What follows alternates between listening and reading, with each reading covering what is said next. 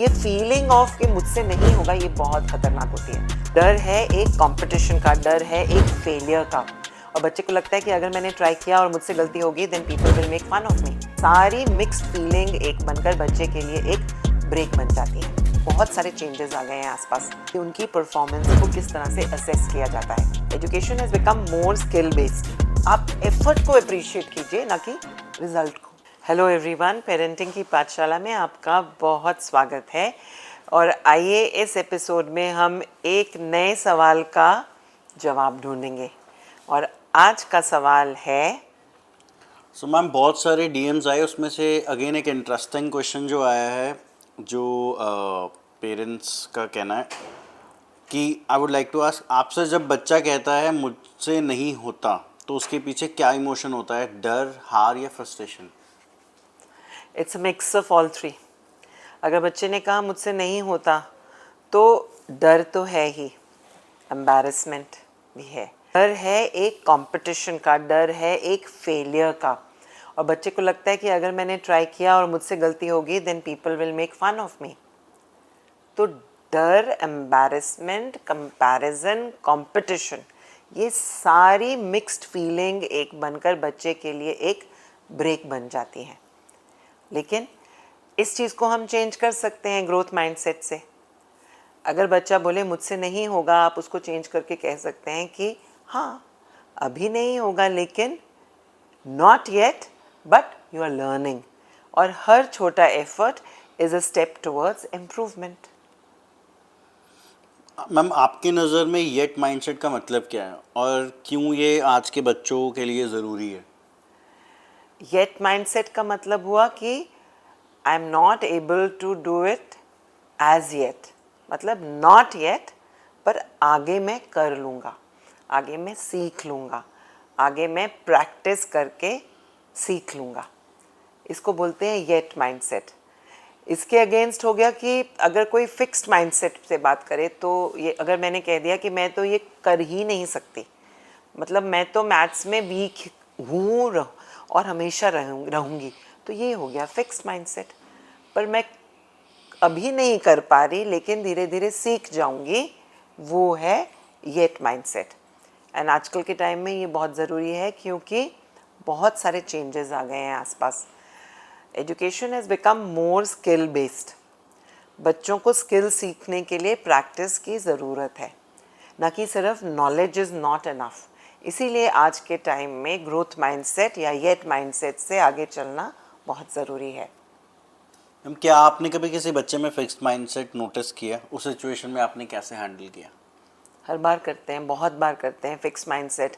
जब हम देखते हैं कि बार बार बच्चे जो हैं एक पर्टिकुलर सब्जेक्ट में उसके मार्क्स जो हैं कम ही आ रहे हैं, फिक्स्ड माइंडसेट हमें तब नज़र आता है जब हमें नज़र आता है कि बच्चे ने अपने आप को एक्सेप्ट ही कर लिया हो कि मैं इसमें अच्छा कर ही नहीं सकता, और उसने कोशिश करनी बंद कर दी। तो बच्चा जो है उस डिफ़िकल्टी या उस टास्क को एक फिक्स्ड माइंडसेट से देख रहा है। इसको ओवरकम करना बच्चे के लिए बहुत ज़रूरी है, क्योंकि जैसे मैंने आपको कहा कि स्किल्स सीखने का ज़माना है, और स्किल सीखने के लिए हमें अपने बॉडी, माइंड एंड सोल तीनों चीज़ों में एक तरह से रेवोल्यूशन लानी पड़ती है। तीनों चीज़ को एक सिंक में ला के प्रैक्टिस करके हम इसे सीख सकते हैं। इसीलिए इसको शिफ्ट करना बहुत ज़रूरी है। मैम आपके हिसाब से पेरेंट्स अपने डेली कन्वर्सेशंस में कैसे येट माइंडसेट को इंक्लूड कर सकते हैं? कोई सिंपल एग्जांपल? सिंपल एग्जांपल ये है कि जब भी बच्चे आपके पास कोई टेस्ट का रिज़ल्ट लेके आए और सपोजिंग उन्होंने अच्छा नहीं किया, तो आपका उस समय का रिएक्शन जो होगा वो बच्चे के फिक्स्ड माइंडसेट या येट माइंडसेट को डिफ़ाइन करेगा। अगर आपने अपने अगर बच्चे के मार्क्स नहीं अच्छे आए या वो किसी कंपटीशन में नहीं जीत कर घर वापस आए और आपका चेहरा गिर गया और आपने यू डिक्लेयर डूम्सडे, और बच्चे को बिल्कुल एक फीलिंग ऑफ होपलेसनेस, या आपने अगर वो फीलिंग उसको कम्युनिकेट कर दी तो उसको लगेगा कि मैं मेरे से तो ये नहीं होगा। तो ये फीलिंग ऑफ कि मुझसे नहीं होगा, ये बहुत ख़तरनाक होती है और बच्चे की आगे की ग्रोथ को रोकती है। तो उस समय आप कह सकते हो कि अभी आप इसके ऊपर मेहनत कर सकते हैं, यू मेड एन एफर्ट, आपने अभी तक इतना सीखा और इसका ये रिज़ल्ट आया, लेकिन आप एफर्ट को अप्रिशिएट कीजिए, ना कि रिजल्ट को। उससे जो है बच्चे का माइंडसेट अपने आप चेंज हो जाता है। और मैम अगर एक लाइन में आप क्या एडवाइस दोगे कि अगर कोई बच्चा कहता है, हर बार कहता रहता है बार बार कि मैं वीक हूँ, तो पेरेंट क्या करें उस चीज़ के ऊपर? अगर बच्चा कहता है कि मैं वीक हूँ, तो आपको ये समझने की ज़रूरत है वो किस चीज़ में और किस चीज़ के लिए अपने आप को वीक कह रहा है। तो अभी तक आपको यही आता है, लेकिन आगे चल के आप इसको इम्प्रूव कर सकते हो। आप उसको बच्चे को एक स्टेप्स, एक लैडर का एग्जाम्पल दे सकते हो कि उनको ये बता सकते हो कि देखो आपको ऊपर चढ़ने के लिए एक छोटे छोटे स्टेप को एक स्टेप को एक ही बार ले सकते हो, ऐसे जंप करके ऊपर नहीं चढ़ जाते। तो इसी तरह जो एफर्ट है वो डिफरेंट स्टेप्स में होता है। और दूसरी चीज़ आप इसको ज़रूर समझा सकते हो कि हर बच्चों ने साइकिल चलाना सीखा होता है, तो उसकी मेमोरी को वहाँ पर ले जाओ कि जिस साइकिल चलाने से पहले आप कितनी बार गिरे थे।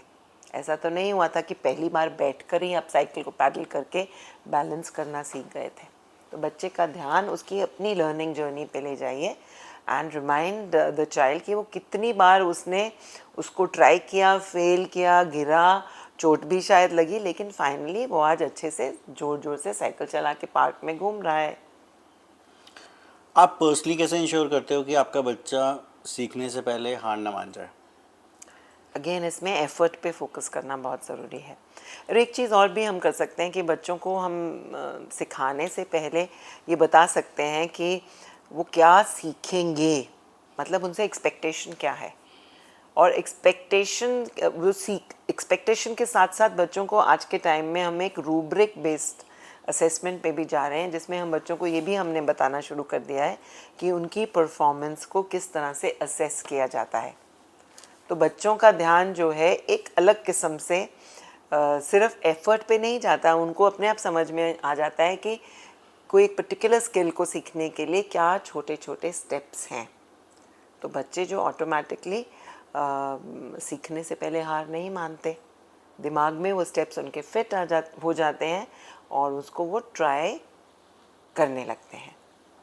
आई होप मैं आपके सवालों का जवाब दे पाई और ग्रोथ माइंडसेट के बारे में आप कुछ नया सीख पाए हों। अगर आपको मेरा ये वीडियो पसंद आया हो और आपके दिमाग में अभी भी कुछ और सवाल हैं, तो आप कमेंट बॉक्स में उन सवालों को लिख डालिए और मैं आपको जवाब दे दूँगी।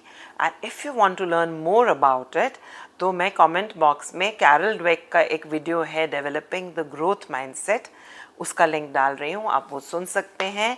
आप सबको बताने के लिए कि कैरल ड्वेक एक साइकोलॉजिस्ट हैं और स्टैनफोर्ड यूनिवर्सिटी में एक प्रोफेसर हैं, जिन्होंने ग्रोथ माइंडसेट पे बहुत डीप रिसर्च की है।